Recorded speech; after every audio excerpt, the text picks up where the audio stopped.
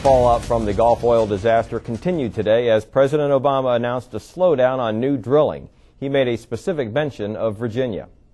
Second, we will cancel the pending lease sale in the Gulf of Mexico and the proposed lease sale off the coast of Virginia. So the lease sale scheduled for 2012 off Virginia's coast has been canceled. The president's action drew a response from Virginia Governor Bob McDonnell. The governor says, quote, "While I respect his decision and the need for delay in investigation, I do not believe outright cancellation was the only alternative, given the fact that this sale was not to occur until 2 years from now, and actual drilling would likely take place years after that," end quote. Joining us now to discuss the Virginia decision is Republican Congressman Bob Goodlatte, who represents Virginia's 6th District. Congressman, thanks for joining us. Thank you. Your reaction to the president's decision?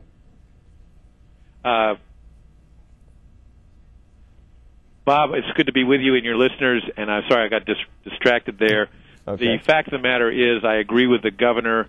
This is a serious environmental issue that needs to be addressed and cleaned up, but I think that it is a mistake to be looking ahead at cutting off America's future sources of energy instead of learning from this tragedy and making sure that we are moving very, very swiftly to have in place the ability to clean up disasters like this when they occur in the future. The country continues to be heavily dependent upon foreign oil. That oil primarily comes into the United States on tankers that pull into Gulf Coast ports, East Coast ports, West Coast ports.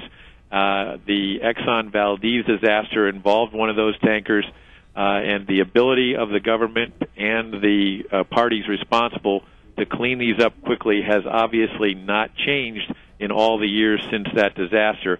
That's what needs to be focused on and corrected, and our ability to use new technology and to learn from this disaster needs to be kept in front of us so that when we have that information, we can continue to develop new domestic sources of energy, including off of our coast. So I think it's a mistake when something at the very earliest, the sale wouldn't even occur for 2 years. The actual drilling for oil off Virginia coast would be even longer after that.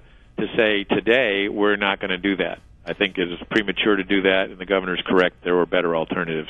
Isn't there a difference, though, Congressman? On one sense, you're talking about the idea of the tankers, but we're not dealing with tankers here. This is a drilling situation 5,000 feet below the surface, which I would think has a lot more inherent risks about being able to deal with a disaster at that depth than tankers on the surface. Well, that is true. However, in the more than 1,000 deep water wells that have been drilled around the world, this is the first time that has occurred.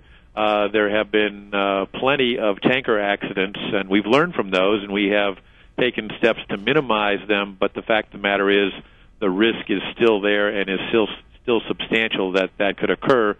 So the issue here is, do you learn from this problem and develop the technology to prevent it from happening and develop greater domestic energy security, or do you continue to run the risk of both economic and environmental disasters that come from bringing your oil in from other countries around the world, to say nothing of the fact that if it's not produced here, and more than 30% of the world's oil is produced offshore, and about, I think, 30% of U.S. oil is produced offshore.